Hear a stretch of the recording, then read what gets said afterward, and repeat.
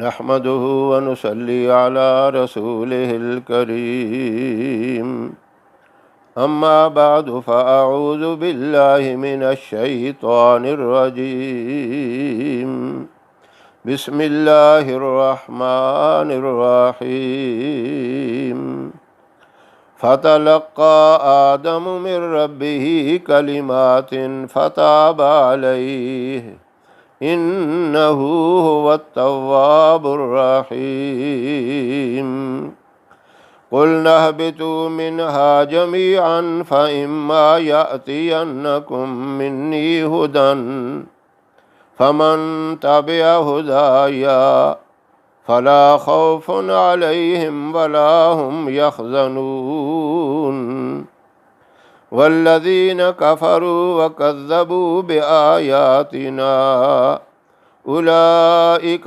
أصحاب النار هم فيها خالدون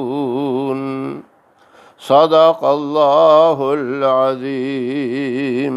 محترم سامعین و ناظرین، سورہ بقرہ کی 3 آیات مبارکہ تلاوت کی گئی ہیں۔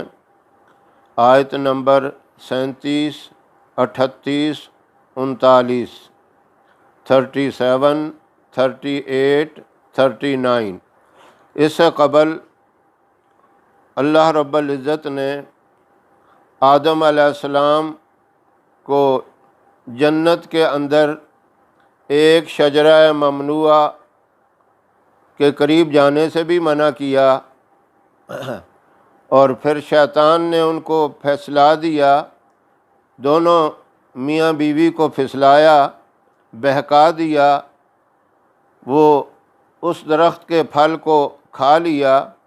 تو اللہ رب العزت نے کا ذکر ہے کہ جب ان کو زمین پر اتارا گیا تو بہت ہی زیادہ پریشان ہوئے آدم علیہ السلام، اتنی شدت کی پریشانی اور اتنے زیادہ روئے۔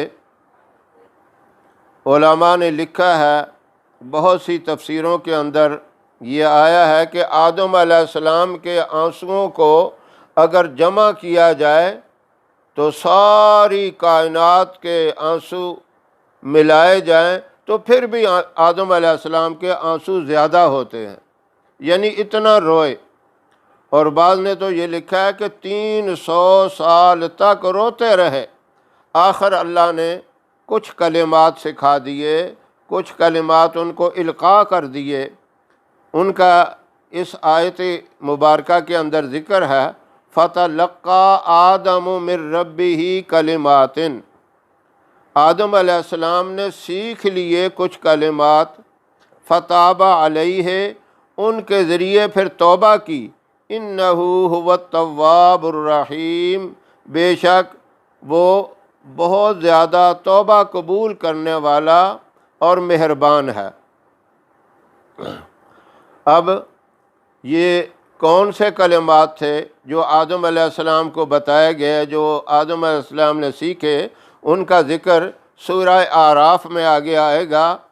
وہ الفاظ یہ ہیں، ربنا ظلمنا انفسنا وَإِن لَّمْ تَغْفِرْ لَنَا وَتَرْحَمْنَا لَنَكُونَنَّ مِنَ الْخَاسِرِينَ۔ ان الفاظ کے ذریعے آدم علیہ السلام نے اللہ سے معافی مانگی، توبہ کی۔ اب یہ ایک وظیفہ ہے جو اللہ نے خود آدم علیہ السلام کو بتایا کہ یہ وظیفہ پڑھو، اس طرح مجھے یاد کرو، مجھ سے معافی مانگو تو میں معاف کر دوں گا۔ اب یہاں ایک بات میں کہنا چاہتا ہوں کہ بہت سے لوگ ایسے ہیں جو کہتے ہیں ان وظائف سے کچھ بھی نہیں ہوتا، یہ ویسے ہی بتا دیتے ہیں۔ اگر ان وظائف سے کچھ نہ ہوتا تو آدم علیہ السلام کو کیوں یہ بتائے جاتے؟ اسی طرح یونس علیہ السلام جب مچھلی کے پیٹ میں گئے تو وہاں بھی مصیبت میں تھے، تکلیف میں تھے، تو اللہ نے وہاں بھی وظیفہ بتایا،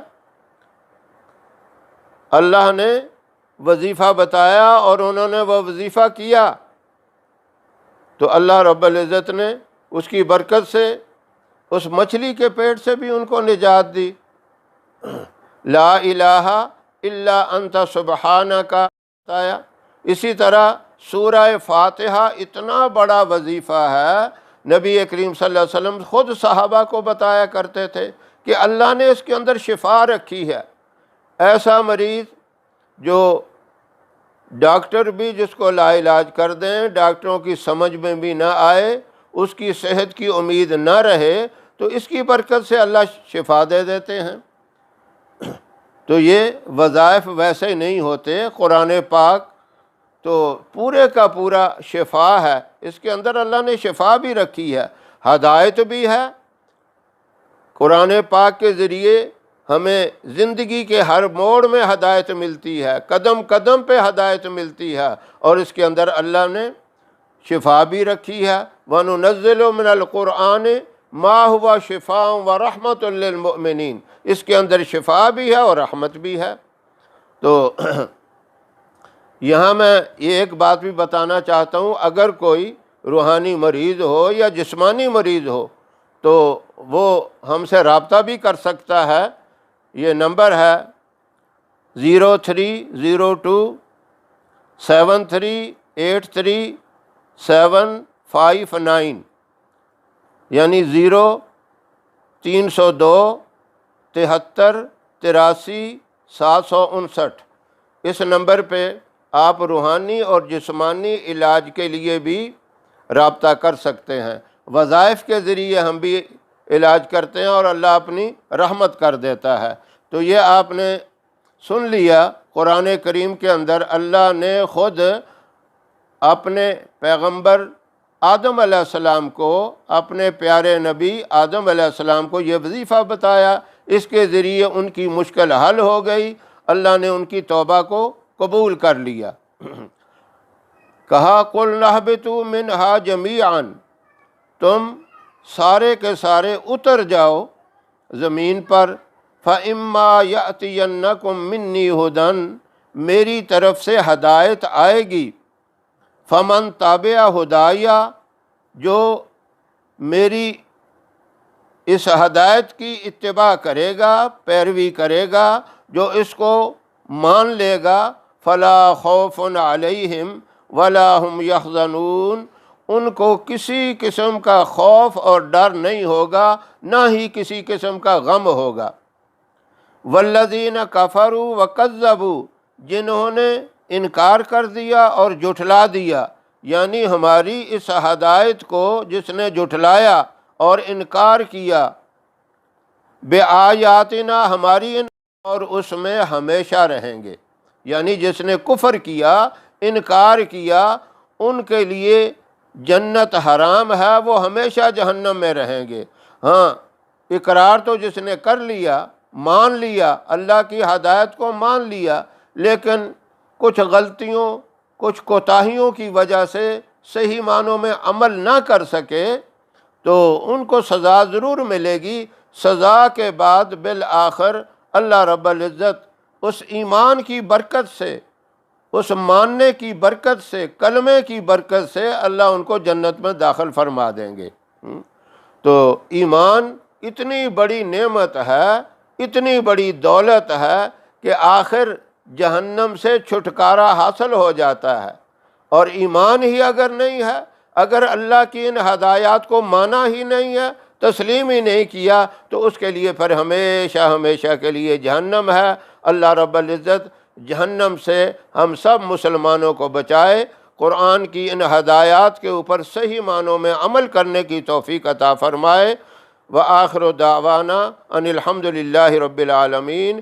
ہماری ویڈیو آپ کو پسند آئے، اسے لائک کریں، شیئر کریں، ہمارے چینل کو سبسکرائب ضرور کریں، اور ساتھ والے بیل آئیکن بٹن کو دبائیں تاکہ ہماری ہر آنے والی نئی ویڈیوز کی اپ ڈیٹ آپ تک آسانی سے پہنچ سکے۔